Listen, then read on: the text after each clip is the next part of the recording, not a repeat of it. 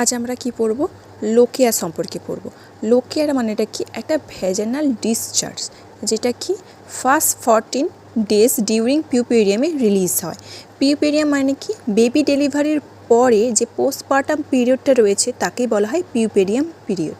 এই পিউপেরিয়াম পিরিয়ডের প্রথম 14 দিন যে ভ্যাজানাল ডিসচার্জটা রিলিজ হয় তাকে বলা হয় লোকিয়া। এটা কোথা থেকে অরিজিনেট হয়? ইউটেরাইন বডি থেকে, সার্ভিক্স থেকে, ভ্যাজানা থেকে অরিজিনেট হয়, মানে এখান থেকেই এই লোকিয়াটা রিলিজ হয়। এর মধ্যে কী কী থাকতে পারে? ব্লাড থাকে, ডেসিডুয়াল টিস্যু থাকে, এপিথেলিয়াম সেল থাকে, কোনো ব্যাকটেরিয়া, এই সমস্ত জিনিসগুলো থাকে এই লোকিয়ার মধ্যে। এবার এর টাইপস রয়েছে কিছু, 3টে টাইপ রয়েছে। একটা হচ্ছে লোকিয়া রুব্রা, লোকিয়া সেরোসা আর লোকিয়া অ্যালভা। এর ডেজ অনুযায়ী এই 3টেকে ভাগ করা হয়েছে। এই 14 দিনের মধ্যে প্রথম 1 থেকে 4 দিন লোকিয়া রুব্রাটা রিলিজ হয়। তারপর 5ম দিন থেকে 9 নম্বর দিন পর্যন্ত যে ব্লাডটা রিলিজ হয় তাকে বলা হয় লোকিয়া সেরোসা। তারপরে 10 থেকে 14 দিন পর্যন্ত যেটা রিলিজ হয় তাকে বলা হয় লোকিয়া অ্যালভা।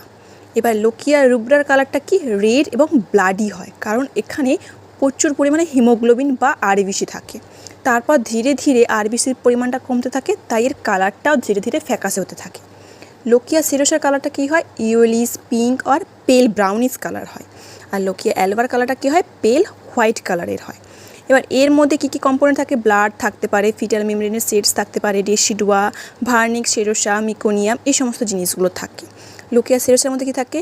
আরবিসিটা পরিমাণে কম থাকে বললাম, আর লিউকোসাইটটা মোর থাকে। এছাড়া কি থাকে? মিউকাস, ভার্নিক্স, সার্ভিক্সের মিউকাস মেমব্রেনটা থাকে, মাইক্রো অর্গানিজম থাকে। লোকিয়া অ্যালভার মধ্যে কী থাকে? Decidual cell, leucocytes, mucus, fatty, granular, epithelium cell, এই সমস্ত জিনিসগুলো থাকে।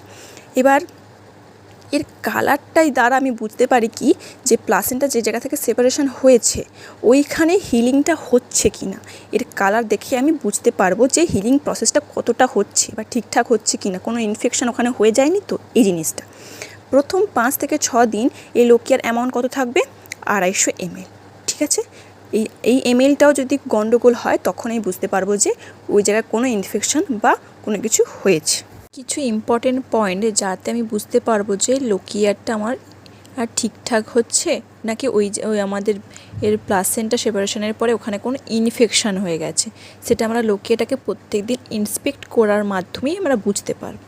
এবার 4টে জিনিস দেখেই বুঝতে পারি। ধরো ওডোরটা খুব অফেন্সিভ বা যেটা সহ্য করা যাচ্ছে না, এমন একটা দুর্গন্ধ, তাহলে বুঝতে হবে সেটা ইনফেকশান হয়ে গেছে। অ্যামাউন্ট যদি খুব কম হয়, স্ক্যান্টি বা অ্যাবসেন্ট থাকে, সেক্ষেত্রে সেটাও ইন্ডিকেট করে কি ইনফেকশান।